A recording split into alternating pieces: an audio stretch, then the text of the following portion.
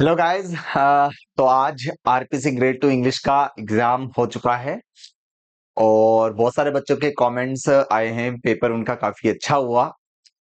Paper का अगर overall analysis हम लोग देखें तो पेपर जो मतलब एग्जामिनर ने एक तरह से आपके साथ में एक ट्रिक्स जो है उसका यूज किया है। पेपर जो है वो काफी वैसे मतलब मैं कह सकता हूं कि ऑलमोस्ट इजी था। ठीक है, कुछ एक डिफिकल्ट क्वेश्चन थे जैसा कि हर एक पेपर का नेचर होता है, लेकिन ओवरऑल पेपर सिंपल था। हाँ, क्वेश्चन पूछने की जो स्टाइल थी वो थोड़ी डिफिकल्ट थी। क्वेश्चन थोड़े लेंदी पूछे गए थे, लेकिन उनके आंसर्स जो है वो काफी इजी मैनर में आप कर पा रहे थे। तो चलिए इस सेशन में हम फटाफट से हम एक बार क्वेश्चन का डिस्कशन कर लेते हैं। और मैं बता दूं कि ज्यादा हम डिटेल में जाएंगे नहीं, क्योंकि यहाँ पर हमारा टारगेट आंसर की को मैच करना है। तो मैं यहाँ पर आंसर जो है वो मार्क भी मैंने कर रखे हैं, बस थोड़ा बहुत डिस्कशन मैं करूंगा। आप लोग इनके आंसर देखिए और उसके बाद में कमेंट बॉक्स में बताएं कि आपके कितने क्वेश्चंस करेक्ट बन रहे हैं। ठीक है, चलिए। तो जो फर्स्ट क्वेश्चन आपके सामने आया, जैसे in the blank with the appropriate conditional clause का ये क्वेश्चन पूछा गया है, जिसमें आया है he dash unless he feels is being threatened in some way. यहां पर कहा गया है कि वो जब तक कुछ नहीं कहता, जब तक उसको he is being threatened in some वे, जब तक उसको धमकाया नहीं जाता। ओके, अब देखो यहां पर बात समझना। यहां पर जो क्वेश्चन जो सही होगा, थ्री ऑप्शन होगा। ऑप्शन नंबर थ्री यहां पर सही होगा। मार्क ये गलत कर रखा है, ऑप्शन नंबर थ्री सही होएगा। ठीक है, ये एक हाइपोथेटिकल सिचुएशन है कि वो व्यक्ति जो है वो तब तक कुछ नहीं कहता जब तक उसको धमकाया नहीं जाता। तो यहां पर जो है वो ऑप्शन नंबर थ्री जो है वो सही होना चाहिए। फिर नेक्स्ट में आपका दिया हुआ है the third requirement is that important of all. यहां पर डिग्री का यूज पूछा गया है। ठीक है, तो यहां पर देखो मोर इंपॉर्टेंट, मोर आपको पता है द प्लस कंपैरेटिव डिग्री नहीं होती। ठीक है, तो यहां पर ऑफ ऑल आ रहा है। ऑफ ऑल का मतलब सुप्रीम सेंस का यहां पर सेंस बन रहा है, तो ऑप्शन नंबर टू आ जाएगा the most important. Of all की वजह से यहां पर जो है सुपरलेटिव डिग्री आ जाएगी। फिर थ्री में हम देखें, विच of the following is the correct transformation of the given affirmative sentence into negative. यहां पर अफर्मेटिव सेंटेंस जो है इसका नेगेटिव आपसे पूछा गया है। ठीक है, और जैसा कि आप लोग जानते हैं कि जो अफर्मेटिव सेंटेंसेस होते हैं, ठीक है, वो पॉजिटिव होता है, नेगेटिव में नोट का सेंस आता है। यहां पर किया गया Alfred was the best king that ever reigned in England. ये क्वेश्चन जो है वो आपको पता होना चाहिए कि पहले भी दो तीन बार एग्जाम्स में पूछा गया है, same as it is question पूछा गया है। तो इसका जो आंसर रहने वाला है कि Alfred was the best king that ever reigned in England. No other king as good as Alfred ever reigned in England. कोई भी किंग अल्फ्रेड जितना महान जो है इंग्लैंड में रेन नहीं किया है। हालांकि इसमें हेल्पिंग वर्ब मिसिंग है, ठीक है, लेकिन फिर भी चार ऑप्शन के हिसाब से ये बेटर ऑप्शन है, बेस्ट ऑप्शन है, तो ऑप्शन नंबर यहां पर हो जाएगा। फिर नेक्स्ट देखो क्या कह रहा है, in which of the following sentence noun has been used in dative case. Dative case जो होता है वो एक्चुअली आपको पता होना चाहिए इनडायरेक्ट ऑब्जेक्ट के लिए यूज किया जाता है। और इनडायरेक्ट ऑब्जेक्ट के लिए देखो यहां पर द मैन इसमें इनडायरेक्ट ऑब्जेक्ट है, बाकी तीनों सेंटेंस में कोई इनडायरेक्ट ऑब्जेक्ट नहीं है। ऑप्शन जो है वो थ्री हो जाएगा। नेक्स्ट आपका आ गया, in which of the following sentence determiner enough is use as incorrect position. यहां पर डिटर्मिनर इनफ का यूज जो है वो पूछा गया है। ठीक है, आपको पता होना चाहिए। देखो यहां पर देखो ओल्ड इनफ है, फूड इनफ है, बिग इनफ है और लाउड इनफ है। इनफ जो होता है आप लोगों को पता है, इनफ जब आता है सेंटेंस में नाउन के पहले इनफ की पोजीशन होती है, जबकि एडजेक्टिव जो होता है एडजेक्टिव के बाद आता है इनफ। इनफ नाउन के पहले आता है और एडजेक्टिव के बाद आता है। तो यहां पर देखो फूड इनफ दे रखा है जो कि गलत है। ऑप्शन नंबर टू यहां पर इसका करेक्ट आंसर हो जाएगा। नेक्स्ट यहां पर आया आई वेंट डेस्ट London last weekend and stayed. हमें पता होना चाहिए स्टे के साथ में फिक्स प्रेपोजिशन हम एट लगाते हैं, और आई वेंट टू लंदन, तो टू और एट ऑप्शन नंबर थ्री यहां पर करेक्ट हो जाएगा। ठीक है, चलिए नेक्स्ट देखो यहां पर फटाफट। क्वेश्चन नंबर सेवन क्या कहता है, fill in the blank with the most appropriate word from the given options. The journey down the was not so tedious. जो जर्नी नीचे की तरफ जा रही थी, ठीक है, और सिंपल सी बात है डाउन से पता चल रहा है हम नीचे की जो घटते हुए ऑर्डर की बात कर रहे हैं। यहां पर ऑप्शन डिसेंट आ जाएगा। बाकी आपको पता है यहाँ पर असेंड और डिसेंड के मीनिंग के बारे में आप लोग जानते हैं। जो चीज धीरे धीरे ढलान अगर ऊपर की तरफ जा रही है तो असेंट होता है, नीचे की तरफ जा रही है तो डिसेंट होता है। तो जर्नी जो है वो नीचे की तरफ यहाँ पर बात की गई है, तो डिसेंट यहाँ पर आ जाएगा। ठीक है, उसके बाद देखो यहाँ पर हमारा जो क्वेश्चन बन रहा है, which of the following sentence has a subordinate close, इनमें से सबऑर्डिनेट क्लोज किसमें है? तो देखो यहाँ पर ये कन्फेस्ड इज क्राइम, इसमें कोई भी सबऑर्डिनेट क्लोज नहीं है। ठीक है, यहाँ पर देखो as bad as it could be, ठीक है, ये सबऑर्डिनेट क्लोज है, इसका आंसर ही हो जाएगा। ठीक है, फिर आया हुआ फ्रॉम जो आपके काइंड्स ऑफ एडवर्ब का यहाँ पर क्वेश्चन पूछा गया है। देखो मैनर की बात हो गई, फास्ट, हैप्पीली, हार्ड और क्विकली एडवर्ब ऑफ मैनर है। टाइम की बात कर रहे हैं, सून, स्टिल, देन और टुडे, ये सब टाइम के एडवर्ब है। ठीक है, हियर, देयर, ठीक है, ये सब आपके जो एडवर्ब ऑफ प्लेस है। डिग्री की बात कर रहे हैं, ऑलवेज, नेवर, ओकेजनली और ऑफर, ये गलत है। ये जो सारे वर्ड्स हैं ये एडवर्ब ऑफ फ्रीक्वेंसी है। ये क्या है? एडवर्ब्स ऑफ फ्रीक्वेंसी है। तो ये ऑप्शन यहाँ पर गलत हो गया। इसमें कहा गया है कि which does not fit into the given category. तो ऑप्शन नंबर 4 गलत है। फ्रीक्वेंसी की बात हो रखी है लेकिन इसमें डिग्री यहाँ पर लिखा हुआ है। फिर अपने नेक्स्ट वर्ड की तरफ बढ़ते हैं। Antonym of diligent. डिलीजेंट का मतलब होता है लेबोरियस, हार्ड वर्किंग जो पर्सन होता है उसको डिलीजेंट कहते हैं। तो यहाँ पर डिलीजेंट देखो, प्रॉस्परस, शैलो, फ्रुगल, ये तीनों ही नहीं होगा। डिलीजेंट जो हार्ड वर्किंग होता है उसका ऑपोजिट क्या होगा? आलसी। आलसी के लिए यहाँ पर शब्द क्या आ जाएगा? आइडल आ जाएगा। नेक्स्ट आया हुआ फोनेटिक ट्रांसक्रिप्शन का, यहाँ क्वेश्चन पूछा गया है। ये क्वेश्चन थोड़ा बढ़िया सा था। ठीक है, क्योंकि इसमें एरर होने की गुंजाइश थी। ठीक है, क्योंकि देखो phonetic transcription of the word contribution, contribution, यहां पर देखो एरर क्या हुआ। देखो ये कंट्रीब्यूशन तो हो नहीं सकता, ये तो कंफर्म है। ठीक है, बाकियों में बस थोड़ा थोड़ा डिफरेंस दिया हुआ है। ठीक है, हमें पता होना चाहिए कि कंट्रीब्यूशन में जो है तो यहां पर जो को आ रहा है ये शॉर्ट आएगा। ठीक है, लेकिन जो ब्यूशन में ऊ जो साउंड आ रहा है ये लॉन्ग ऊ साउंड आ रहा है, तो यहाँ पर ऑप्शन थी आएगा। यानी आपको ध्यान रखना है, एक तो यहाँ पर साउंड जो है वो ये शॉर्ट आएगा और ये लॉन्ग साउंड आएगा। जबकि यहां पर देखो, यहां पर क्या दे रखा है? लॉन्ग और यहां पर शॉर्ट, ये गलत है। यहां पर भी क्या है? शॉर्ट साउंड और यहां पर भी शॉर्ट ऊ दे रखा है, ये गलत है। ये भी गलत है। ऑप्शन नंबर यहां पर हो जाएगा 3 हो जाएगा। तो फोनेटिक्स का क्वेश्चन जो है वो काफी अच्छा पूछा गया था। फिर इसके बाद आपसे पूछा गया विच one of the following correctly combines the two simple sentence into a complex sentence. Complex sentence पूछा गया है। ठीक है, देखो इसमें बट दिया हुआ है, इसमें बट दिया हुआ है, इसमें एंड दिया हुआ है। आप सबको पता है फैन बॉयज का जो यूज किया जाता है वो जो कोऑर्डिनेटिंग क्लोज में होती है, कंपाउंड सेंटेंस में होता है। सबऑर्डिनेट जो कॉम्प्लेक्स सेंटेंस होता है उसमें हम लोग सबऑर्डिनेट कंजंक्शन का यूज करते हैं। कौन से कंजंक्शन? सबऑर्डिनेट। तो यहां पर इसका जो आंसर हो जाएगा फूल्स रश वेयर। वेयर से पता चल गया, ऑप्शन नंबर 2 यहां पर आ जाएगा। फिर हम बात कर रहे हैं नेक्स्ट की, which one of the fill in the blank with the appropriate conditional clause। appropriate conditional clause पूछी गई है। if anybody had asked me, देखो had प्लस V3 दिया हुआ है, तो आगे आपको पता है यहाँ पर क्या आना चाहिए? should have प्लस V3 या could have प्लस V3 आना चाहिए। देखो ये आ गया, ऑप्शन नंबर यहाँ पर ये हो गया। कंडीशनल क्लॉज जो होती है उसमें हैड प्लस V3 यानी पास्ट परफेक्ट होता है, तो जो मेन क्लॉज होती है उसमें हम लोग क्या करते हैं? वुड हैव प्लस V3 या could have plus V3 use करते हैं। नंबर 14 की बात कर लेते हैं। यहाँ पर पूछा गया कि इसका पैटर्न पूछा गया। देखो चिल्ड्रन सब्जेक्ट है, आर वर्ब है, इन द स्कूल एडवर्ब है, तो SVA हो जाएगा। To play ducks and drakes, इसका मतलब होता है पैसे उड़ाना, खर्च करना, वेस्ट मनी, इडियम हो गया आपका। ठीक है, नेक्स्ट आपका देखो क्या पूछा गया 16 आर्टिकल का क्वेश्चन आया हुआ है। Dash thief is a danger to dash society. देखो सोसाइटी के साथ में हम कोई आर्टिकल का यूज करते नहीं है, थीफ काउंटेबल होता है तो आर्टिकल ए आएगा। ए और नो आर्टिकल किसमें आ गया भैया? ए और 0 आर्टिकल, ऑप्शन नंबर 2 यहां पर हो गया। Which of the following sentence does not have correct subject verb agreement. ये भी बढ़िया क्वेश्चन है, एक ही क्वेश्चन के अंदर 4 सेंटेंस देकर पूछ लिए।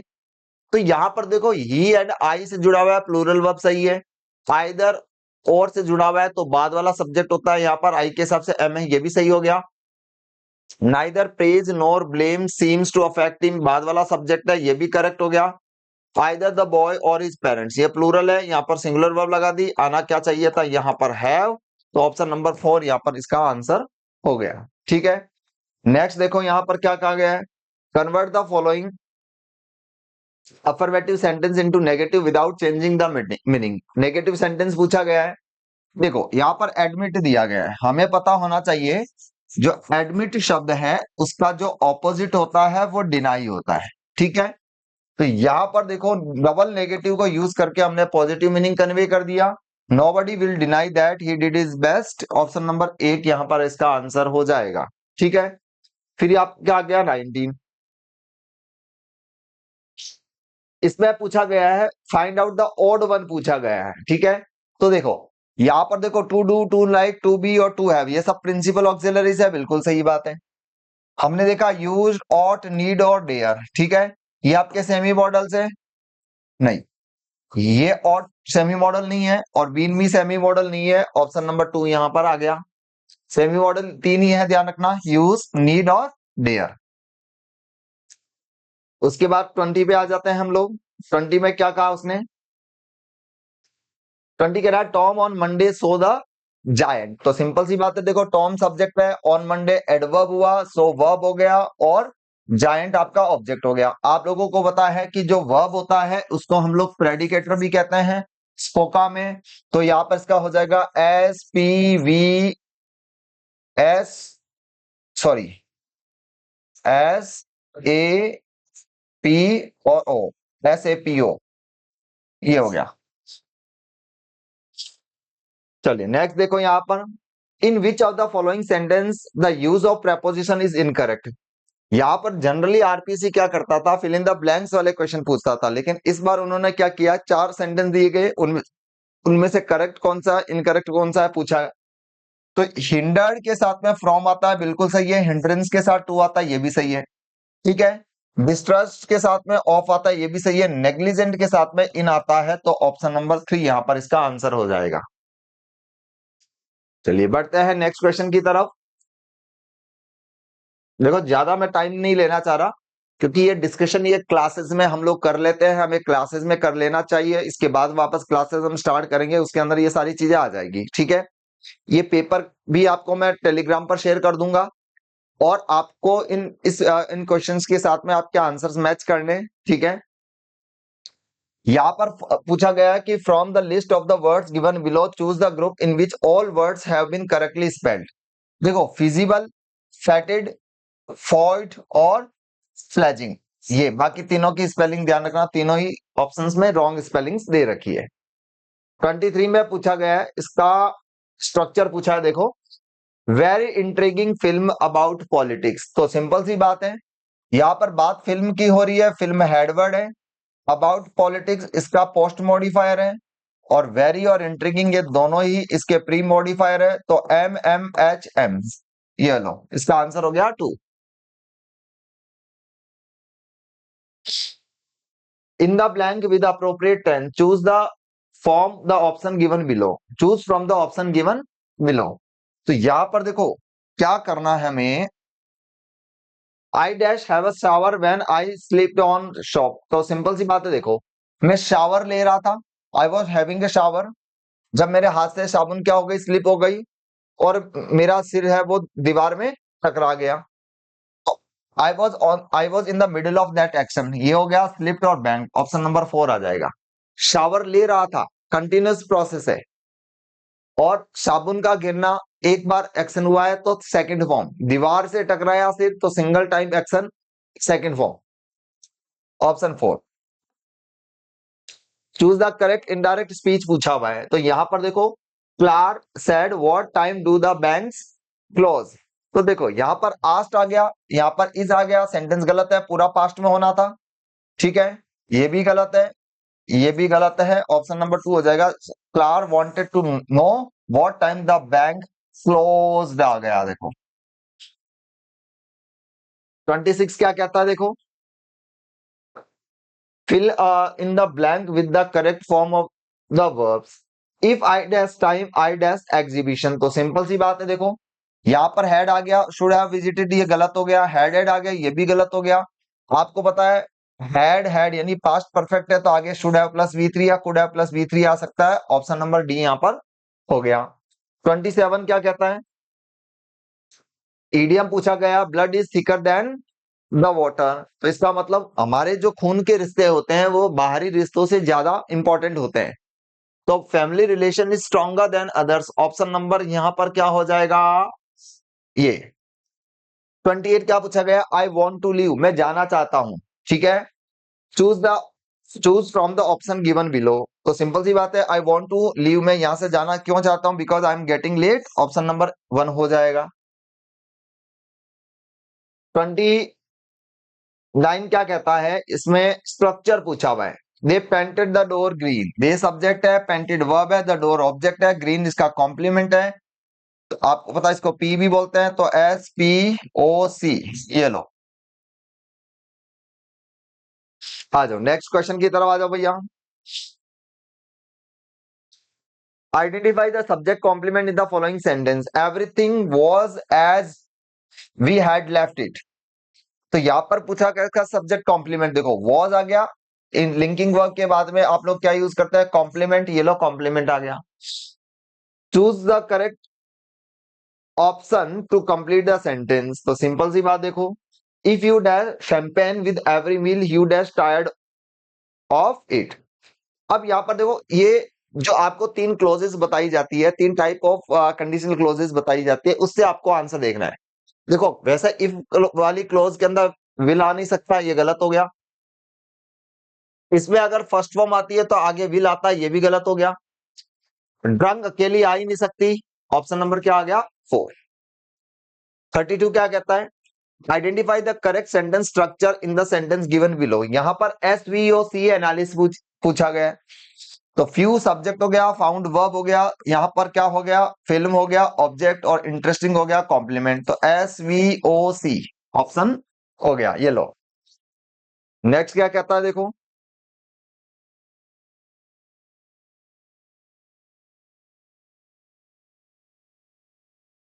What does the underline phrasal verb mean in the sentence?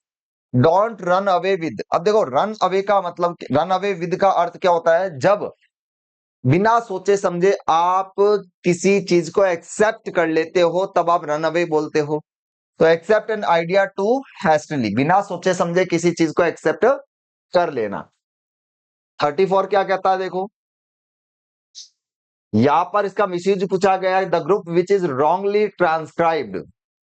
तो यहां पर देखो च चिन, ठीक है ये सही बात है। ज साउंड है, जून ये भी करेक्ट है। फैन पेन, बेड ये भी सही है। ये गलत हो गया देखो, लेग, ये लेग का करेक्ट प्रोनाउंसिएशन उच्चारण ट्रांसक्रिप्शन ये होगा। रेड का ये होगा, जबकि इसने डिप्थंग का यूज किया है। ये लो, मतलब ये गलत है, बाकी तीनों ऑप्शन सही है। In which of the following sentence but is used as a preposition. देखो बट का जब यूज लेकिन किंतु परंतु के अर्थ में जब आता है, सिंपल सा क्वेश्चन है, जब लेकिन किंतु परंतु के अर्थ में आता है तो बट क्या होता है? कंजंक्शन। लेकिन बट का मतलब के अलावा होता है, तब होता है प्रेपोजिशन। तो the meal was good but expensive, लेकिन एक्सपेंसिव था, ये कंजंक्शन है। My teacher is very nice but a strict one, ये भी कंजंक्शन है। I want to lose weight but I hate diets, ये भी कंजंक्शन है।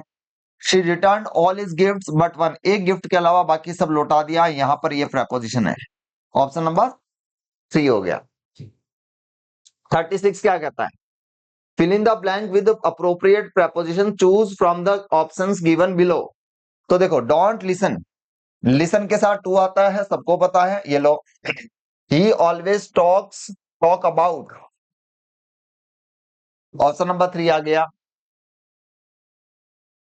37 देखो, fill in the blanks with the appropriate pens, choose from the option given below। it dash be wonderful having my parents to stay। तो it is हो जाएगा, it is wonderful my parents, they are cooking and they are spending all the meals and sorry they are cooking all the meals and spending a lot of time with the children। ये लो option A आ जाएगा। थोड़ा जल्दी जल्दी हम लोग कर लेते हैं क्योंकि हमें सिर्फ आंसर्स मार्क करने हैं। I put the plate on the table, तो देखो आई सब्जेक्ट है, पुट वर्ब हो गई, द प्लेट ऑब्जेक्ट रहेगा, ऑन द टेबल एडवर्ब हो गया। तो एस वी ओ और ए कहां गया, एस वी ओ ए हो गया। The phrase the house beyond the church, इसमें क्या कहा गया है कि जो हाउस है हेडवर्ड हो गया, बियॉन्ड द चर्च हो गया। ये इसके अंदर एक पोस्ट मॉडिफायर का यूज हुआ है जो कि एक प्रेपोजिशनल फ्रेज है। ठीक है, तो देखो बियॉन्ड एक प्रेपोजिशन है, तो बियॉन्ड द चर्च कौन सा हाउस, जो चर्च के पीछे है, तो ये एक प्रेपोजिशनल फ्रेज है जिसको हमने मॉडिफायर की तरह यूज किया है। नेक्स्ट देखो क्या कहा उसने, Ashoka was the greatest king of India, यहाँ पर सुपरलेटिव डिग्री यहाँ पर पूछा गया है। तो no other king of India was so great, superlative से पॉजिटिव पूछा गया। आपको पता है पॉजिटिव में हम लोग एज और एज का यूज करते हैं, ऑप्शन 4 यहाँ पर इसका आंसर हो गया। फिर हमने कहा कि what a big state it dash be, तो सिंपल सी बात है, यहां पर बात हो रही है सरप्राइज की, इट मस्ट आ जाएगा, it must cost you a fortune to maintain it. ठीक है, अब यहां पर ये वोकैब का क्वेश्चन बड़ा शानदार दिया है। देखो फीबल का मतलब वीक होता है, तो फ्रेल हो गया। ठीक है, जस्ट का मतलब होता है निष्पक्ष, तो इम्पार्शियल हो गया। कंपेशन का मतलब सिंपैथी हो गया, और मॉडेस्ट का मतलब हम्बल हो गया। तो देखो ए सी, ए सी, ठीक है, फीबल टू ए, टू में ए कहा गया, ये लो, टू में सिर्फ इसी में दिया हुआ है, बाकी किसी में टू में ए नहीं है, ये आंसर आ गया। नेक्स्ट देखो 43, यहां पर from the use of phrasal verb का यूज पूछा हुआ है। ठीक है, जो गलत है, मतलब चार में से एक सेंटेंस ऐसा हुआ जहां पर फ्रेजल वर्ब का मिसयूज पूछा गया है। तो देखो don't answer me forward, answer I met Tom at the party, he asked after you, ask after का मतलब होता है किसी की हालचाल पूछना, बिल्कुल सही है। डोंट आंसर मी फॉरवर्ड ये गलत हो गया। ट्रेजरर मस्ट अकाउंट फॉर, किसी के लिए जिम्मेदार होना, ये भी सही है। और यहाँ पर कॉल्ड उनका मतलब मिलना होता है, ये भी सही है। यहाँ पर ये वाला सेंटेंस जो है वो गलत है, फ्रेजल वर्ब का मिसयूज है। 44 क्या कहता है देखो, the crops have suffered from a long, ठीक है भाई, सिंपल सी बात है, फसल जो है, फसल किस चीज से परेशान होगी, सूखे से, बारिश कम हुई होगी। तो यहां पर ये आ गया DROUGS, सूखा ये होता है DROUGST, जिस एरिया में लगातार बारिश की कमी हो उसको ड्राफ्ट कहते हैं। तो यहाँ पर ये वाला आ गया, और ये जो ड्राफ्ट होता है ये होता है हवा का झोंका। ठीक है, 45 क्या कहता है देखो,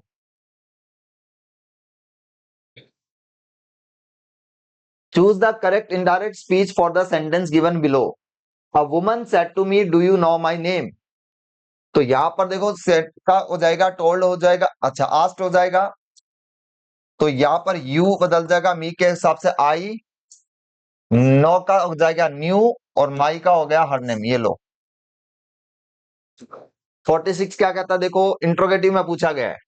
आपको पता है कि जब असर्टिव सेंटेंस से इंट्रोगेटिव बनाए जाते हैं तो चीजें क्या होती है, पॉजिटिव है तो नेगेटिव, और नेगेटिव है तो पॉजिटिव हो जाते हैं। ठीक है, यहां पर पूछा गया wisdom is much better than riches, बुद्धि जो होती है वो धन दौलत से ज्यादा बड़ी होती है, अक्ल बड़ी, या कहते हैं ना अक्ल बड़ी या भैंस। तो यहाँ पर ये पॉजिटिव है देखो, तो इसका आंसर हो जाएगा नेगेटिव हो जाएगा, is not wisdom better than riches. Next 47 क्या कहता है, यहाँ पर it is now it is difficult to dash the business in the teeth of stiff competition, competition बहुत टफ है तो बिजनेस चलाना क्या है, मुश्किल है। कैरी ऑफ, सक्सेसफुली किसी काम को करना कैरी ऑफ होता है, ध्यान रखना। ऑप्शन यहाँ पर आ जाएगा 3। नेक्स्ट यहाँ पर दिया हुआ है, fill in the appropriate articles, appropriate articles पूछा गया है। ठीक है, आई हैव सीन, आर्टिकल्स और डिटर्मिनर्स के क्वेश्चन पूछे गए। तो I have seen dash good films recently, तो चार ऑप्शन देखे देखो, गुड फिल्म्स दिया हुआ है, प्लूरल है, तो सिंपल सी बात है ए तो आ ही नहीं सकता, सम आ सकता है। हैव यू गॉट हेडेक के साथ आर्टिकल ए लगाते हैं हम लोग। ठीक है, फिर हमने कहा I know that's a lot of, a lot of का भी यूज करते हैं। ठीक है, most of them are students, plural है, आर्टिकल लगेगा नहीं। और it is an insect, an आ जाएगा, ये लो। कौन सा हो गया यहाँ पर देखो, some, a, a, no article और एन, ऑप्शन नंबर ये हो गया। 49 क्या कहता है, in which of the following sentences adjective is used predicatively. देखो, नाउन के जस्ट पहले जो एडजेक्टिव आता है वो एट्रीब्यूटिव होता है, और जो लिंकिंग वर्ब के बाद आता है वो प्रेडिकेटिव होता है। तो यहां पर जो स्वीट्स है ये आपका पता है सेंटेंस में कॉम्प्लीमेंट की तरह यूज हो रखा है। तो सब्जेक्ट क्या है यहाँ पर, द यूसेज ऑफ एडवर्सिटी, ये हो गई वर्ब, ये आपका हो गया प्रेडिकेटिव एडजेक्टिव, ऑप्शन नंबर हो गया 3। शेक्सपियर की लाइन है ये, ध्यान रखना। 50 क्या कहता है देखो,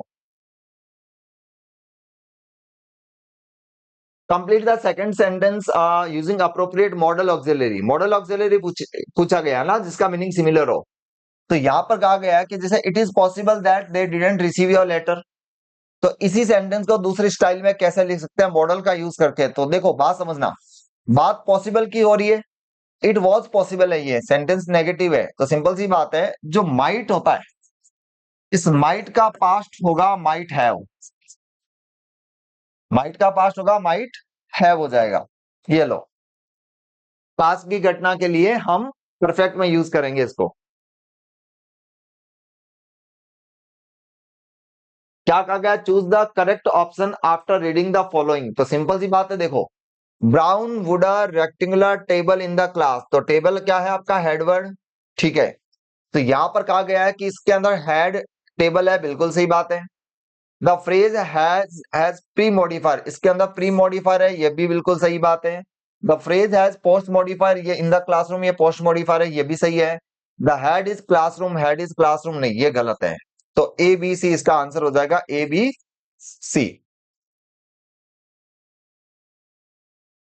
नेक्स्ट देखो, which of the following is correct indirect speech of the given direct speech. He said I saw this man long ago. तो यहां पर जो देखो सो सेकंड फॉर्म है, तो सिंपल सी बात है इसका हेड सीन हो जाएगा, ठीक है, जो कि इसमें दे रखा है। अगो का होता है बिफोर, अगो का होता है बिफोर। और आप लोगों को बताया कि टोल्ड जो होता है, इस टोल्ड के बाद में पर्सन का नाम आना चाहिए, he told me, he told her, he told them हो सकता है, जबकि यहां पर नहीं है, ये इसलिए गलत हो गया। तो इसलिए सैड का सैड ही रहेगा, हैड सीन हो गया, और अगो का हो गया बिफोर, ऑप्शन नंबर 2 यहां पर इसका आंसर हो गया। 53 देखो, what does the underline idiom mean in the sentence given below. अब मैन ऑफ स्ट्रॉ पूछा गया है, मैन ऑफ स्ट्रॉ का मतलब ऐसा इंसान जिसकी कोई वैल्यू नहीं है, तो मैन ऑफ नो सब्सटेंस, जिसकी कोई वैल्यू नहीं है, वर्थलेस इंसान जो होता है मैन ऑफ स्ट्रॉज। 54 क्या कहता है देखो, choose the incorrect sentence in the term of degree. Degree के टर्म में इनकरेक्ट सेंटेंस पूछा गया है, तो he was the cleverest man I ever new, it was the exciting summer of their life. देखो इनकरेक्ट सेंटेंस पूछा गया, देखो it was the exciting summer of their life, it was the most exciting आना चाहिए, बाकी तीनों सही है, ये सेंटेंस गलत है, मोस्ट एक्साइटिंग आना चाहिए था। फिर यहां पर पूछा गया देखो, choose the complex sentence from the set of, complex sentence पूछा गया, देखो इसमें सो आया हुआ है, इसमें एंड आया हुआ है, इसमें बट आया हुआ है, तीनों कोऑर्डिनेटिंग है, यानी कंपाउंड सेंटेंस है, जबकि ये आपका हो जाएगा complex sentence. Fill in the blank with appropriate tense, choose from the options given below. तो he dash work long hours but we, तो सिंपल सी बात है भाई, हमें खूब सारे हमने मेहनत की, काम किया, लेकिन हमें उसका मेहनताना नहीं मिला, ऑप्शन यहां पर 3 हो जाएगा। 57 पे आ जाओ, when the word import is used as a verb the stress falls on the syllable।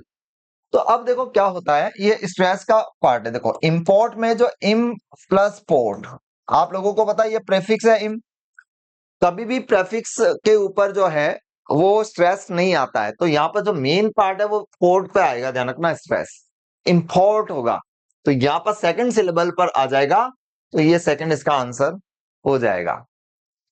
Now I dash not swim, मैं अब तो तैर नहीं सकता, लेकिन मैं जवान था तब तैर सकता था, प्रेजेंट और पास्ट एबिलिटी की बात हो गई, कैन और कुड आ जाएगा।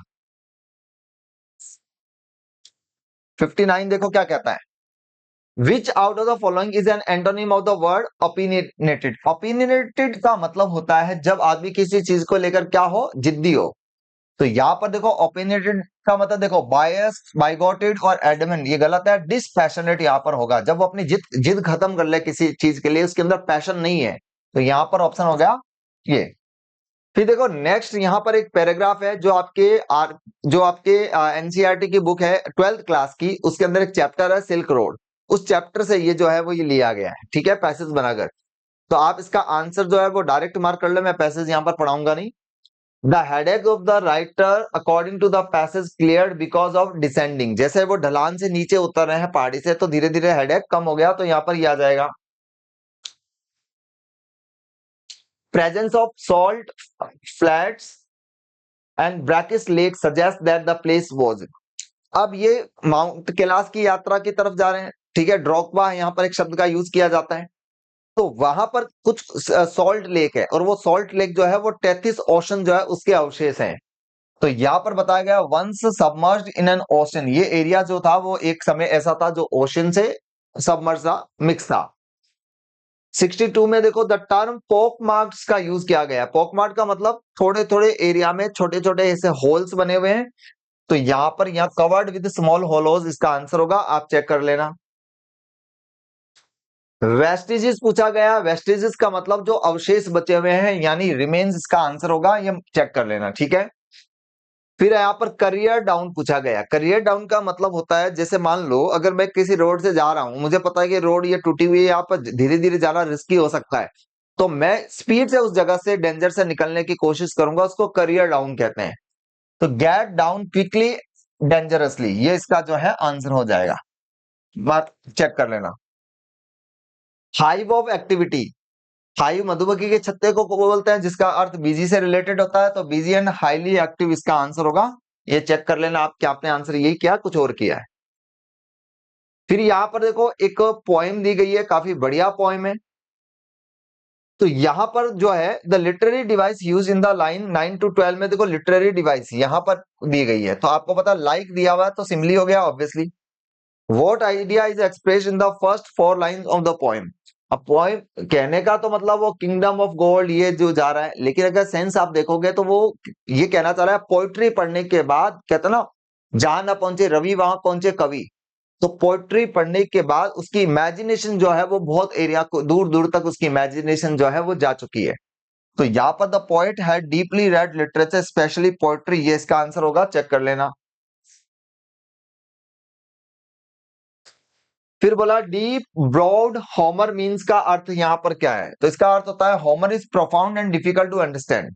ये मार्क कर लेना, इसका आंसर चेक कर लेना, क्योंकि मैं ज्यादा इसके अंदर अभी जाऊंगा नहीं।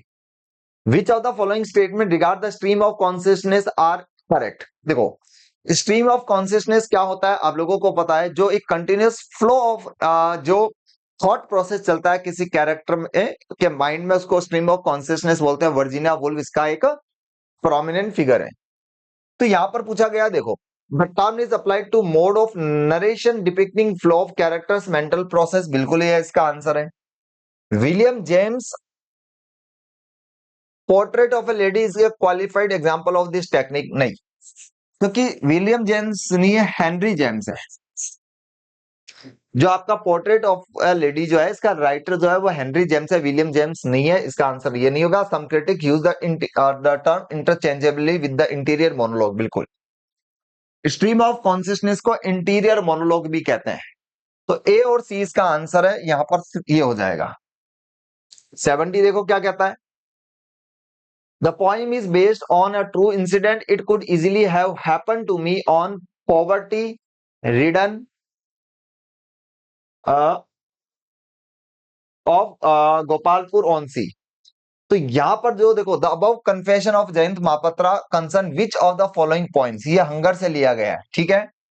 71 में पूछा गया है, यहां पर जो अमिताभ घोष एक अपनी इबिस ट्रायोलॉजी लिखते हैं, इस ट्रायोलॉजी में से कौन सा पार्ट इस ट्रायोलॉजी का नहीं है। तो फ्लड्स ऑफ फायर ट्रायोलॉजी का पार्ट है, सीज ऑफ पॉपीज भी पार्ट है, रिवर ऑफ स्मोक भी इसका पार्ट है, द हंग्री फाइड ये इस ट्रायोलॉजी का हिस्सा नहीं है। ऑप्शन एक यहां पर हो जाएगा, चेक कर लेना आपने यही किया कुछ और आंसर किया है। 72 क्या कहता है देखो,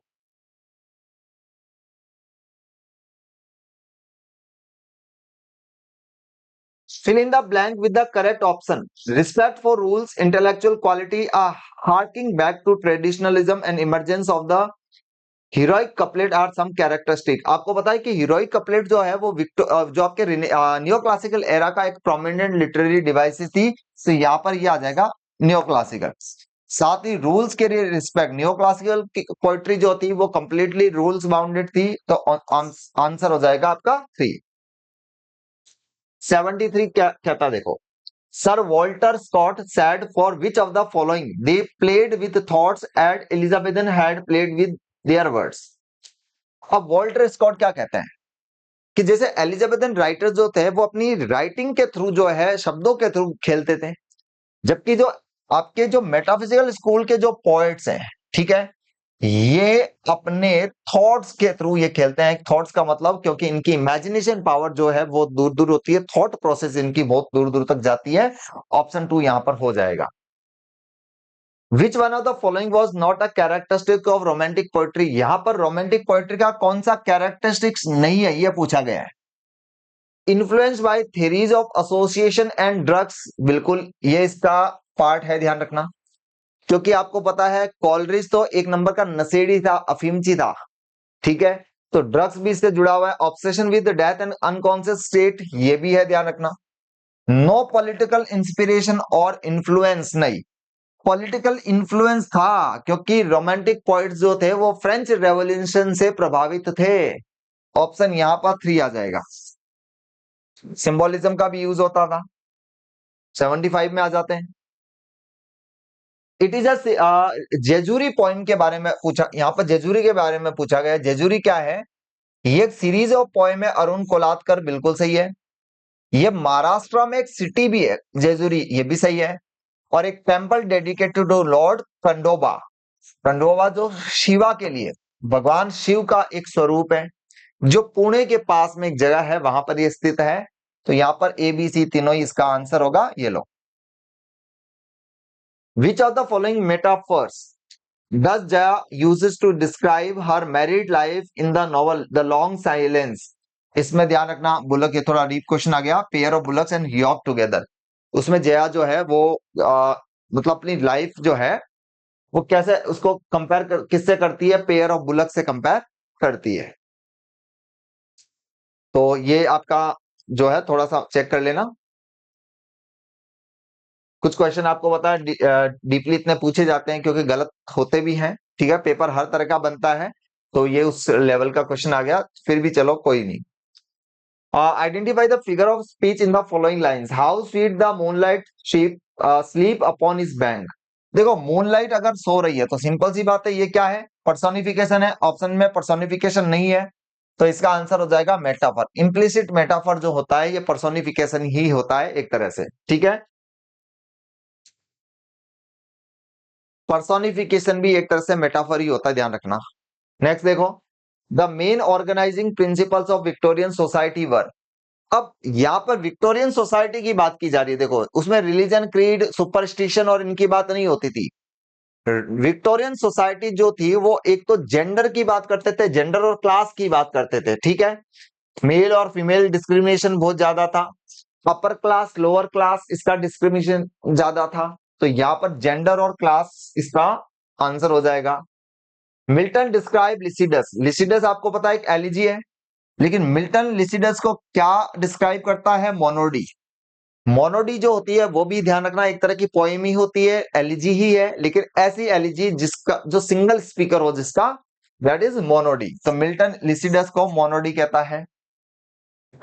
80 में कहा गया है, how far that little candle throws his beams so shines a good. तो सिंपल सी बात है, देखो यहां पर क्या कहा गया है? So shines a good deed in a naughty world. Little candle अगर लाइट थ्रो कर रही है तो थ्रो सिंपल सी बात है कोई व्यक्ति करेगा, पर्सोनिफिकेशन इसका आंसर हो जाएगा। लेकिन अब ये थोड़ा सा कंफ्यूजन क्रिएट करने वाला भी है। So shines a good deed in a naughty world, तो यहां पर कंपैरिजन जैसा भी है, तो सिंपल सी बात है ऑप्शन ये सिमिली भी हो सकता है।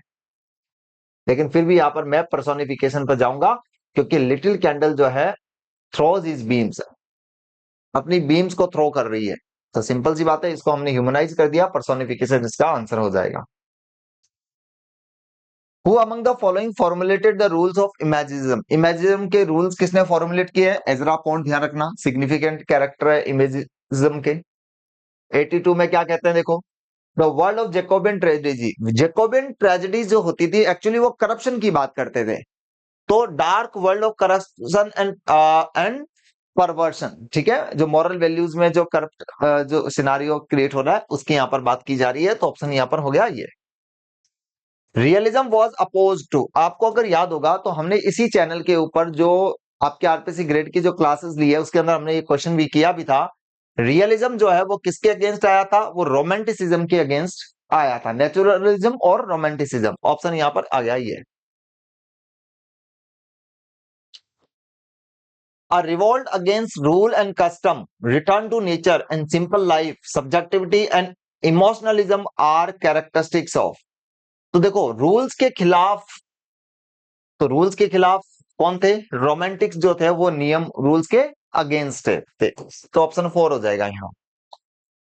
यहां पर नेक्स्ट आया हुआ है the what causes Raju downfall in the novel guide, जो आर के नारायण का नॉवल है द गाइड, उसमें राजू जो है वो रोजी के सिग्नेचर कर देता है, ठीक है, तो यहां पर वो इलीगल सिग्नेचर करता है, फ्रॉडरी ऑफ लीगल डॉक्यूमेंट्स, ये हो जाएगा। हाँ ये क्वेश्चन बड़े बढ़िया है, आपके थियरीज और जो कल्चरल स्टडीज है उसका ये पार्ट है। देखो इसमें आपको पता होना चाहिए विलियम एमसन जो है इनका रिलेशन 7 टाइप्स ऑफ एम्बिग्विटीज से है, और आई रिचर्डसन का रिलेशन है प्रैक्टिकल क्रिटिसिज्म से, ये बच्चे बच्चे को पता है। तो ए हो जाएगा 4, A4, ठीक है, और बी हो जाएगा 3, ये लो ऑप्शन ही आ गया। फिर देखो FR लेविस और जेन क्राउ रैनसम को भी आप मैच कर लेना इसके अकॉर्डिंग।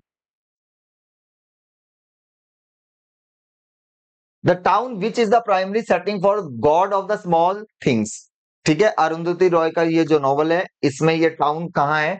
ये आयमेनन में है, ध्यान रखना, जो केरला में है।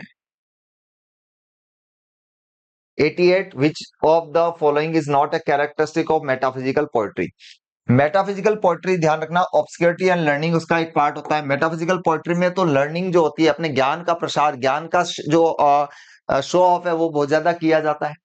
उसके अंदर फार फेस्ड इमेजेस भी होती है, ये भी सही आंसर है। Delight in novel thought, metaphysical poet जो है वो नए नए थॉट्स को एक्सप्रेस करने के लिए जो है हमेशा तत्पर रहते थे। एक्सेसिव इमोशनलिटी, ये इसका आंसर हो जाएगा। 89, fill in the blank with the correct option.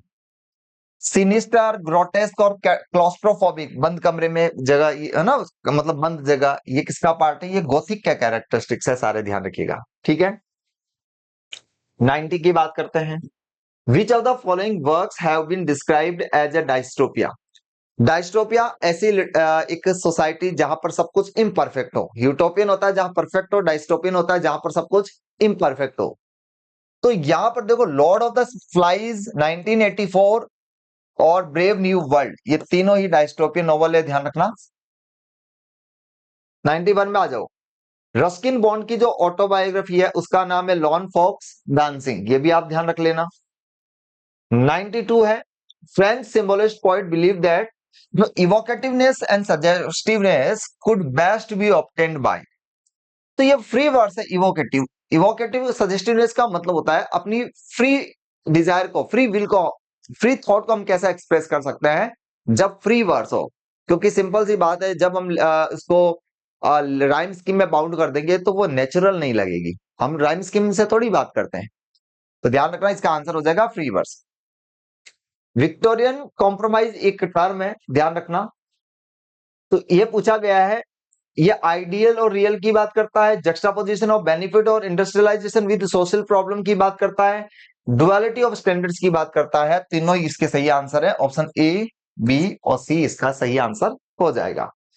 94 देखो, choose the correct answer from the given options to the following questions. Who narrates the story in Manju Kapur's difficult daughters, Virmati. ये आंसर हो जाएगा इसका वीरमती। 95 में क्या कहता है? Which of the statements are correct और not correct, choose the correct option. देखो, pre Raphaelites belong to the Victorian era, बिल्कुल प्री राफेलाइट जो है वो एक विक्टोरियन एरा का पार्ट था, ये बिल्कुल सही है। They followed the academic styles of painting modelled on Raphael, नहीं ये गलत है, वो राफेल को नहीं, राफेल को तो इग्नोर करते थे, रिजेक्ट किया था। राफेल के पहले वाले राइटर जो थे उनको वो फॉलो करते थे। तो 1 इज करेक्ट, 2 इज इनकरेक्ट, ये गलत है।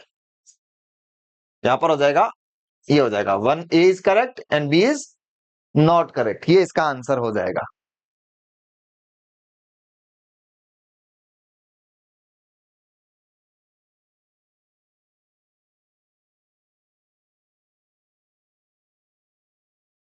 नेक्स्ट पे आ जाओ।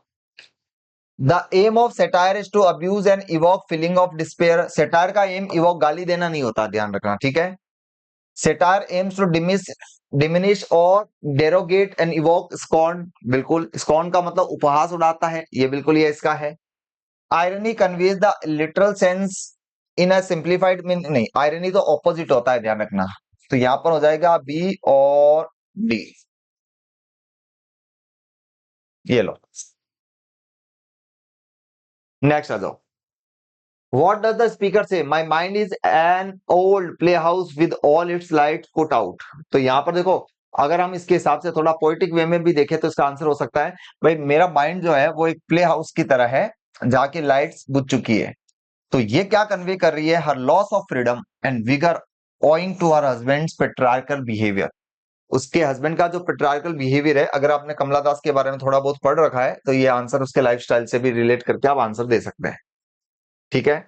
98 में देखो क्या है वो, what is the central theme, जो क्राई द पिकॉक का सेंट्रल थीम पूछा हुआ है, तो एग्जिस्टेंशियल, जो एग्जिस्टेंशियलिज्म वहां पर है इसका एक थॉट। क्योंकि क्राई द पिकॉक में जो प्रोटैगनिस्ट जो है वो अपनी आइडेंटिटी को, अपनी लाइफ के पर्पसलेसनेस को ही वो वहां पर एक्सप्रेस करती है। Which of the following is not the basic characteristic, क्या है बैलेड का कैरेक्टरिस्टिक पूछा गया है। तो बैलेड की लैंग्वेज बड़ी सिंपल होती है, ये होती है एब्रप्ट बिगनिंग होती है, बैलेड की बिगनिंग एब्रप्ट होती है, बिल्कुल सी बात है, ठीक है। फिर यहां पर कहा गया है स्टोरी जो होती है वो थ्रू डायलॉग्स एंड, नहीं, बैलेड में स्टोरी जो होती है वो डायलॉग्स के थ्रू नहीं होती, ध्यान रखना, ठीक है। तो इसका आंसर क्या हो जाएगा? 2 हो जाएगा। थोड़ा सा ये ब्लर दिख रहा होगा, पेपर अब जैसा ही आया, क्या करूं। Which romantic poet stated that elegy is a form of poetry जो क्या करता है, रिफ्लेक्टिव माइंड्स। तो ये सिंपल सी बात है, स्टेटमेंट कॉलरिज का है, ये ध्यान रख लेना। ये विच one of the following forms, ये देखो तोरुदत्त की जो पोइम है ना लोटस, तोरुदत्त को एक्चुअली फ्रेंच लैंग्वेज भी आती थी, ठीक है। तोरुदत्त का ये लोटस जो है वो एक सोनेट है, और वो एक पेट्रार्कन सोनेट है जिसकी राइम स्कीम है, ध्यान रखो ये। फिर यहां पर पूछा गया है read the following statement and choose the option which is correct about the epic. Epic के बारे में कौन सा ऑप्शन सही है? तो देखो एपिक जो होती है, epic simile strongly in contrast to the Homeric simile, and epic is different from a heroic poem. यहां पर पूछा गया है read the following statement and choose the option which is correct about epic. Epic के बारे में कौन सा सही है? देखो the subject of epic is usually trivial, नहीं, ये मॉक एपिक का होता है, ठीक है। Epic is different from heroic poem. Epic heroic poem से डिफरेंट कैसा होता है? हीरोइक पोएम ही होती है एपिक, तो ये भी इसका आंसर नहीं है, ठीक है। Epic simile is strongly in contrast to the heroic, Homeric simile नहीं, होमरिक सिमिली और एपिक सिमिली एक ही होती है, इसका आंसर हो जाएगा ये सी। एपिक सिमिली को होमरिक सिमिली ही कहते हैं, ठीक है। नेक्स्ट आ जाओ, देखो rejection of grand narratives, fragmentation, self reflexivity, absurdity, ये सब आपको पता है किसका? आपके रोमांटिसिज्म का पार्ट था। तो ये जो sorry, rejection of grand narratives, fragmentation of self, इन सबको रिजेक्ट किया जा रहा था ना। ये पार्ट तो किसके थे? रोमांटिसिज्म के, इनको यहां पर रिजेक्ट किया गया था। मॉडर्निज्म में।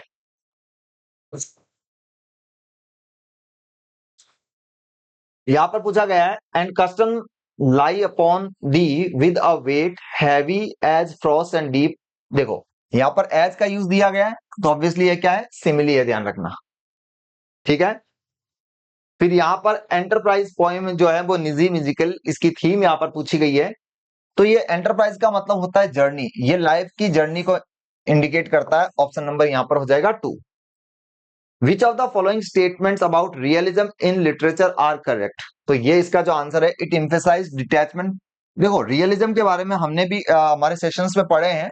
रियलिज्म जो होता है वो क्या होता है, वो ऑब्जेक्टिविटी और डिटैचमेंट को एम्फेसाइज करता है। नेचुरलिज्म को एम्फेसाइज नेचुरल सॉरी जो जो चीज जेन्यून है, रियल है, उसको एम्फेसाइज करता है। ऑप्शन बी आ जाएगा। अच्छा ये यहां से देना ना, तो देखो ऑफशूट टू नेचुरलिज्म बिल्कुल सही बात है, इसके अगेंस्ट था। A B, A B C answer हो जाएगा इसका, तीनों ही है, ध्यान रखना। फिर पूछा गया the prominent feature of modernism make it new. तो इसका प्रोमिनेंट फिगर है एजरा पोंड। सरोजिनी नायडू की जो पोएम है, आपने अपने बीए के सिलेबस में पढ़ी होगी, इंडियन वीवर्स, उनकी पोएम काफी रिदमिक होती थी। तो लिरिकल विद इंडियन थीम्स, ये हो जाएगा इसका answer. Choose the correct option. यहां पर देखो पूछा गया है which one of the following works was written as a poetic manifesto for the emergence of romanticism. Romanticism की जो डेफिनेशन लिखी गई थी, ठीक है, वो किस में लिखी गई थी, पोएट्री की, या जो रोमांटिसिज्म किससे स्टार्ट हुआ था, लिरिकल बैलेट से। तो preference to the lyrical ballads, ये इसका आंसर रहेगा। लेक पोइट्स के बारे में पूछा गया, काफी सिंपल सा क्वेश्चन है। लेक पोइट कौन थे, कॉलरिज, सदी और वर्ड्सवर्थ। ये एक लेक के किनारे रहते थे, इसलिए इनको लेक पोइट कहा जाता है। तो ये आंसर इसका हो जाएगा। यहां से फिर पूछा गया, देखो here is the smell of blood still all the perfumes of Arabia will not Sutton this little hand. ये आपका मकबैत का एक डायलॉग है, ठीक है, जो हाइपरबोली का एक परफेक्ट एग्जांपल है। 112 में देखो क्या कहा गया है, which one of the following writers does not belong to Renaissance period. क्रिस्टो सैमुअल जॉनसन है ना, सैमुअल जॉनसन, ये किससे, ऑगस्ट एज से बिलोंग करते हैं। बाकी आपके देखो विलियम शेक्सपियर, बेन जॉनसन और क्रिस्टोफर मार्लो, तीनों ही आपके किससे हैं, रेनेसेंस पीरियड के हैं। ठीक है। A sheaf gleaned in French field by Toru Dutt, ये क्या है, ये कलेक्शन है, ध्यान रखना, फ्रेंच पोइट्स का जो ट्रांसलेशन किया था, कलेक्शन, वो है तोरू दत्त का। तो ये आंसर हो जाएगा a collection of translation from French poet. अभी मैंने कहा भी था कि तोरू दत्त को फ्रेंच आती थी, तो ध्यान रखना ये आंसर हो जाएगा इसका 3। 114 क्या कहता है, यहाँ पर ड्रामेटिक मोनोलॉग के बारे में पूछा गया है। Which Browning omits in some of his poem. देखो single personal utterance dramatic monologue में होता है। Persona as different from the poet, बिल्कुल पोएट नहीं होता ड्रामेटिक, जो मोनोलॉग्स में होता है उसमें जो स्पीकर होता है वो पोएट नहीं, वो कोई दूसरा व्यक्ति होता है। प्रेजेंस ऑफ ऑडिटर्स, बिल्कुल उसमें एक लिसनर भी होता है, और इसके अंदर स्पीकर अपना कैरेक्टर रिवील करता है अपने डायलॉग्स के थ्रू, ये भी होता है, यानी चारों ही चीजें होती है। लेकिन रॉबर्ट ब्राउनिंग जो है वो कई बार जो उसके अंदर जो आपका, वो डायरेक्ट ऑडियंस से बात कर लेता है। ऑडिटर, उस पोइम के अंदर ऑडिटर की एब्सेंस होती है, सुनने वाला श्रोता की एब्सेंस होती है। ऑप्शन 2 हो जाएगा यहाँ पर। फिर यहाँ पर पूछा गया है what distinguishes a Spenserian sonnet from a Shakespearean sonnet. Shakespeare के जो सोनेट्स होते हैं उसके स्टेंजा इंडिपेंडेंट होते हैं, जबकि स्पेंसरियन जो स्टेंजाज होते हैं वो इंटरडिपेंडेंट होते हैं। तो यहाँ पर ध्यान रखना इंटरलॉकिंग राइम होगी, यह इसका आंसर होगा। ओड के बारे में पूछा गया है, तो ओड एक लॉन्ग लिरिक पोइम होती है, बिल्कुल सही बात है। सीरियस पोइम होती है, ये भी सही बात है।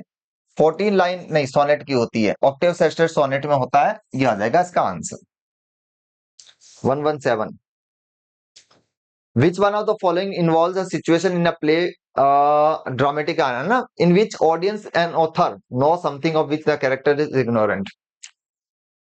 ड्रामेटिक आयरनी होती है, मतलब स्टेज के ऊपर जो कैरेक्टर होता है उसको तो पता नहीं होता, लेकिन जो ऑडियंस होती है उनको रियलिटी पता होती है, उसको ड्रामेटिक आयरनी कहते हैं।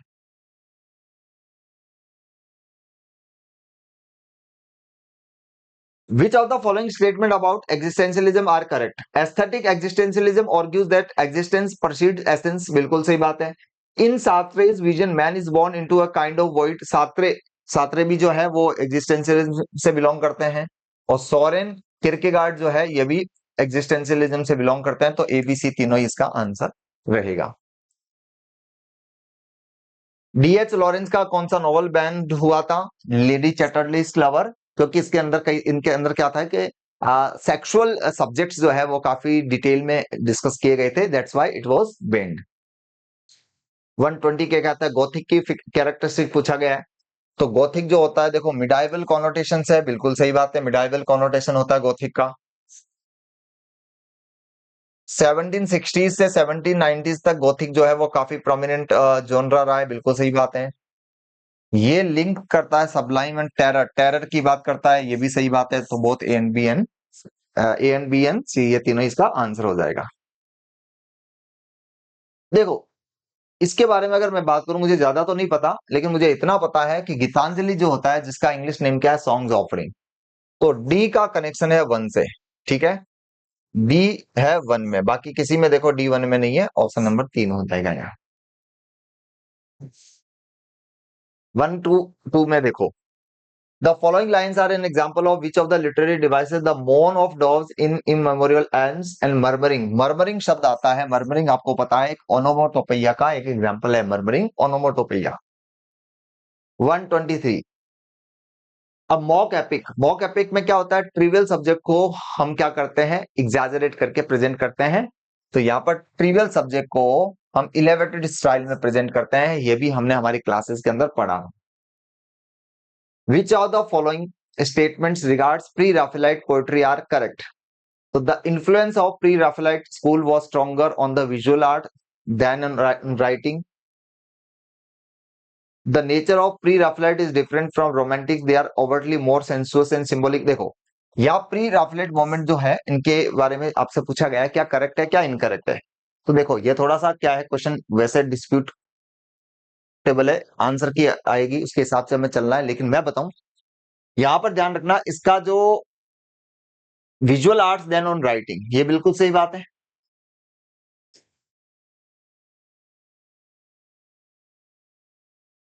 आर्ट्स के ऊपर ज्यादा इंपैक्ट था राइटिंग की बजाय. Nature of pre Raphaelite is different, इसका देखो रोमांटिसिज्म से थोड़ी डिफरेंट थी.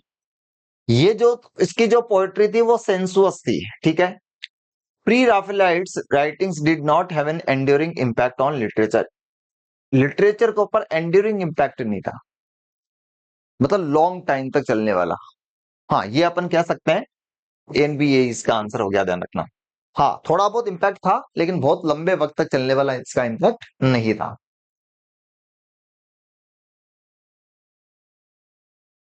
यहाँ पर दिया गया है they become angry he is in he wrote a letter, थोड़ा सा ब्लर हो रखा है.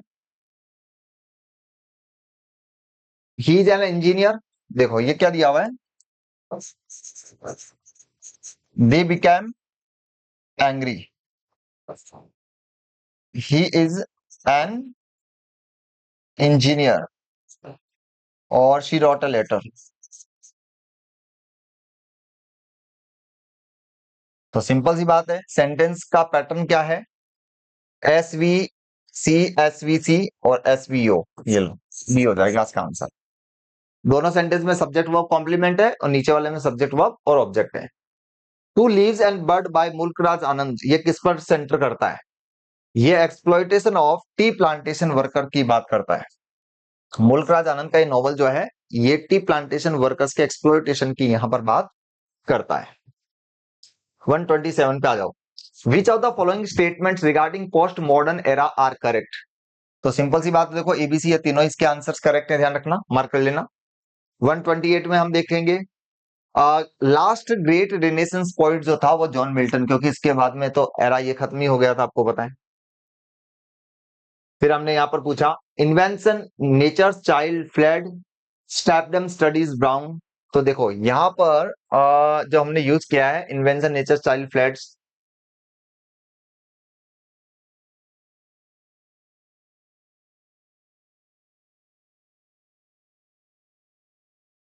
देखो, इन्वेंशन जो क्या है, नेचर का चाइल्ड पर्सोनिफिकेशन है, ये गलत है।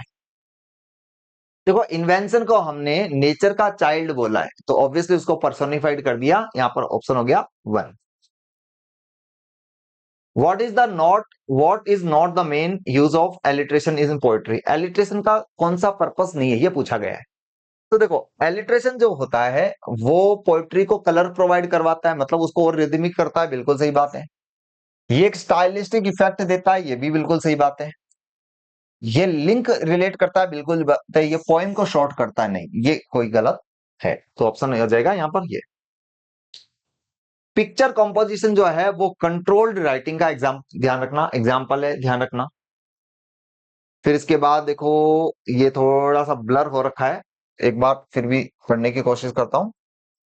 ये पूछा गया है डायरेक्ट अब, चलो ये नहीं दिख रहा, कोई बात नहीं, आप मार्क कर लेना इस पेपर का ना, 2 इसका आंसर है।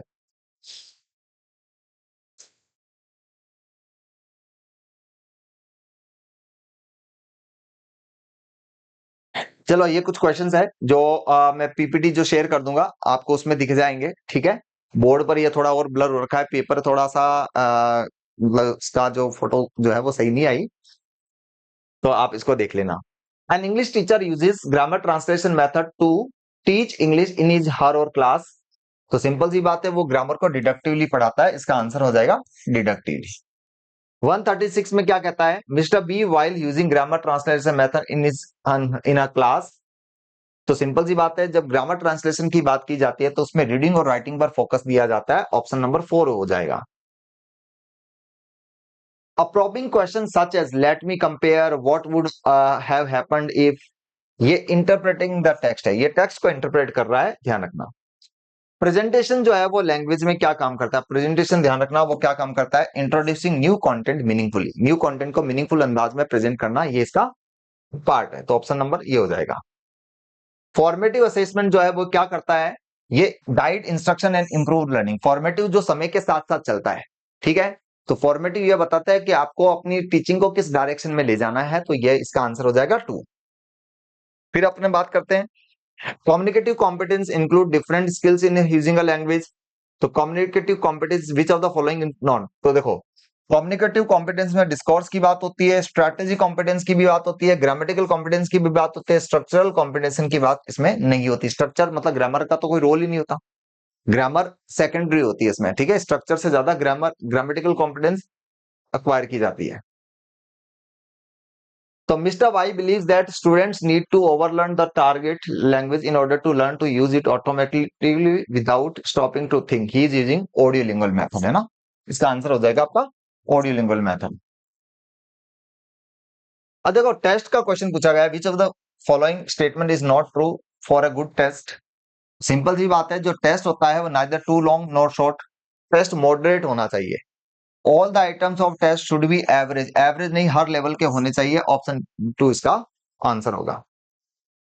ग्रेडेशन की बात की गई है, ग्रेडेशन क्या होता है, तो ग्रेडेशन का मतलब होता है कंटेंट को तरीके से अरेंज करना, ये होता है ग्रेडेशन। फिर आपने बात की 144, a teacher using communicative teaching method in his class will use the following. तो टीचर क्या करेगा, देखो, जब कम्युनिकेटिव लैंग्वेज टीचिंग मेथड को यूज कर रहा है तो सबसे पहले वो इंफॉर्मेशन गैप चॉइस और फीडबैक की बात करेगा, ये लो मार्क कर लेना, चेक कर लेना। A few activities are listed in column A and the uses of intensive reading of prose are listed in column B. Match the actively with the appropriate stage। देखो, तो सिंपल सी बात है, यहां पर पूछा गया revision of previous days work, तो ए का रिलेशन किससे, प्री रीडिंग स्टेज, बिल्कुल बात है, पिछले काम को रिवाइज कर रहे हैं, ये प्री रीडिंग स्टेज है। फिर आ जाएगा एक्सप्लेनेशन ऑफ अनफेमिलियर रेफरेंसेस, ये रीडिंग स्टेज है, बिल्कुल, जो पढ़ने के दौरान जो नई चीजें आ रही है उसको आप एक्सप्लेन कर रहे हो, वो रीडिंग स्टेज है, बिल्कुल सही बात है। Model reading by the teacher, model reading by the teacher, तो सी आपका रीडिंग स्टेज है, बिल्कुल, जो रीडिंग के दौरान मॉडल रीडिंग होती है, बिल्कुल सही बात है। और लैंग्वेज एक्सरसाइज जो पोस्ट रीडिंग स्टेज है, बिल्कुल ये हो गया, सही बात है।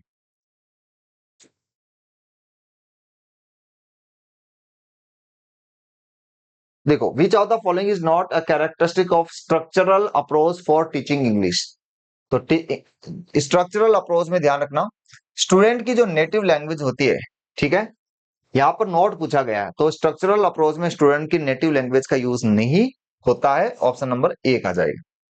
147 क्या कहता है, which one of the following is not a criteria of selection of language item for any particular. देखो, लैंग्वेज आइटम को किस यहाँ पे सेलेक्ट करना चाहिए, कवरेज के आधार पर, फ्रीक्वेंसी के आधार पर, रेंज के आधार पर, नोवेलिटी के आधार पर सेलेक्ट नहीं करना चाहिए कि ये नया है, नया पढ़ाओ नहीं। जो चीज ज्यादा काम की है, वैल्यूबल है, उस चीज को पढ़ाओ, तो नोवेलिटी के आधार पर। 148 हो गया, which of the following statement is not true about the teacher using communicative language. Teacher जो है वो क्लास के दौरान गलतियां करने से रोकता है नहीं, टीचर गलतियों को इग्नोर करता है, ठीक है, तो यहाँ पर ऑप्शन नंबर 4 हो जाएगा। 149 में देखो क्या कहा, which of the following statement does not represent a general principle of teaching poetry. Detail explanation of poem should be given by teacher. Poetry should be read and reread effectively by the teacher. Poetry जो होती है वो aesthetic pleasure के लिए होता है, उसको पढ़ने से आपको मजा आता है, प्लेजर आता है, ठीक है, तो ये तीनों ही इसके ऑप्शंस है। पोएट्री डिटेल एक्सप्लेनेशन के लिए नहीं होती है, ध्यान रखिएगा, ठीक है। और लास्ट क्वेश्चन हो गया, देखो, when a teacher use direct method to teach English he और शी डज। तो student native language, direct method में नेटिव लैंग्वेज का यूज नहीं होता है। तो ये देखो, हमने फटाफट से 1 घंटे की क्लास के अंदर हमने यहाँ पर सारे जो क्वेश्चन है उनको मार्क कर लिए। फिर भी हम जो ऑथेंटिक जो आंसर की आएगी उसका हम लोग वेट करेंगे। ये पीडीएफ जो है वो आप लोगों को मैं टेलीग्राम पर शेयर कर दूंगा, तो इससे जो है वो आपको को थोड़ा आइडिया मिल जाएगा। और उसके बाद वापस हम जैसे कल से हमारे लिटरेचर की और दूसरे ग्रामर के टॉपिक की नई क्लासेस स्टार्ट कर रहे हैं, जो आपके लिए डेफिनेटली यूजफुल रहेगी। बाकी किसी तरह की आपका फीडबैक, आपके कंसर्न्स, क्वेरीज हो, तो वो आप हमारे साथ में कमेंट बॉक्स में शेयर कर सकते हैं। तो मिलते हैं। जय हिंद, जय भारत।